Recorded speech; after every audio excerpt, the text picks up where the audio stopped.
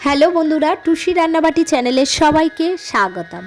আজকের আমার রেসিপি চিংড়ির কাটলেট। এই চিংড়ির কাটলেট বানানোর জন্য আমি একটা পাত্রে 250 গ্রাম চিংড়ি নিয়েছি।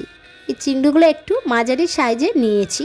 আগে থেকে আমি এগুলো খোসা ছাড়িয়ে রেখেছিলাম। এবার একটা ছুরির সাহায্যে আমি আস্তে আস্তে কাট লাগিয়ে নিলাম। এইভাবে আস্তে আস্তে চিংড়িরকে কাট লাগিয়ে নিলাম।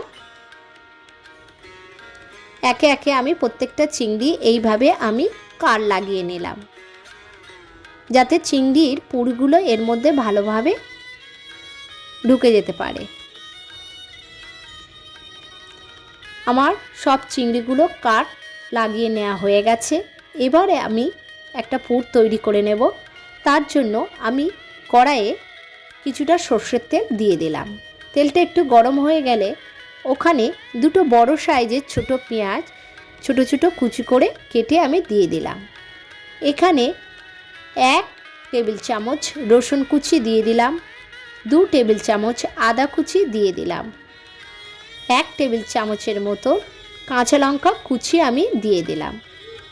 এখানে 1 টেবিল চামচ লবণ, 1 টেবিল চামচ হলুদের গুঁড়ো, 1 টেবিল চামচ কাশ্মীরি লঙ্কার গুঁড়ো, 1 টেবিল চামচ গরম মশলার গুঁড়ো, 1 টেবিল চামচ লঙ্কার গুঁড়ো, 1 টেবিল চামচ ধনে গুঁড়ো দিয়ে আমি একটু মশলাটা কষে নিলাম। আমি আগে থেকে 4টে আলু সিদ্ধ করে রেখে দিয়েছিলাম। সেই আলুগুলো আমি ম্যাশ করে এইভাবে ওই মশলার উপরে দিয়ে দিলাম।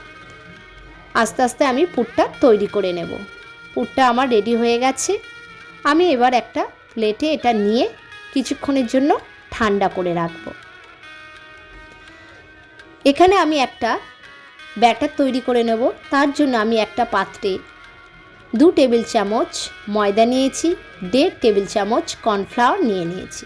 এখানে 1/2 টেবিল চামচ লবণ দিয়ে দিলাম, 1 টেবিল চামচ গোলমরিচের গুঁড়ো দিয়ে দিলাম, আর একটা ডিম আমি ভেঙে দিলাম। এখানে যদি কারোর ডিমের অ্যালার্জি থাকে তাহলে শুধু জল দিয়ে এটা গুলে নিতে পারেন। এই ব্যাটারটা একটু পাতলা ধরনের হবে। এখানে আমি আগে থেকে একটা পাত্রে ব্রেড ক্রাম্ব নিয়ে নিয়েছি। তার উপরে আমি 1/2 টেবিল চামচ লবণ, 1/2 টেবিল চামচ গোলমরিচের গুঁড়ো দিয়ে ভালোভাবে মাখিয়ে রেখে দিলাম। পুরটা আমার ঠান্ডা হয়ে গেছে। এবার আমি চিংড়িগুলোর উপরে 1 টেবিল চামচ লবণ দিয়ে চিংড়িগুলো একটু লবণ মাখিয়ে নিলাম। হাতে করে একটু করে পুর নিয়ে এইভাবে আস্তে আস্তে প্রেস করে চিংড়িগুলো তার মধ্যে দিয়ে দিলাম। দিয়ে উপর থেকে আবারও একটু পুর নিয়ে আমি চিংড়িটাকে পুরো আটকে দিলাম। তবে পুরটা একটু পাতলা নিতে হবে।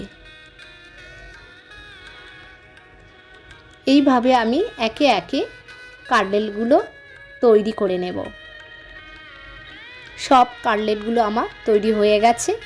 এবার এই কাটলেটগুলো আমি ব্যাটারের মধ্যে দিয়ে ব্রেড ক্রাম্বের মধ্যে মাখিয়ে নেব। আমি এই কাটলেটগুলো ডবল কোট দিয়ে নেব। তার জন্য আবারও আমি ব্যাটারের মধ্যে ডুবিয়ে দিয়ে ব্রেড ক্রাম্বের মধ্যে মাখিয়ে নিলাম। এইভাবে আমি একে একে কাটলেটগুলো তৈরি করে নেব। এবার আমি এই কাটলেটগুলো ভেজে নেব। ভাজার জন্য ওই কড়াইয়ে আমি কিছুটা সাদা তেল দিয়ে দিলাম। তেলটা একটু গরম হয়ে গেলে আমি আস্তে আস্তে চিংড়ির কাটলেটগুলো দিয়ে দিলাম। এই চিংড়ির কাটলেট এক পিঠ হয়ে গেছে, আমি একটা পিঠ উল্টে দিলাম। কাটলেটগুলো আমার ভাজা হয়ে গেছে। আমি এবার একটা প্লেটে এটা তুলে নেব। ভিডিওটা ভালো লাগলে একটা লাইক এবং সাবস্ক্রাইব করে দেবেন।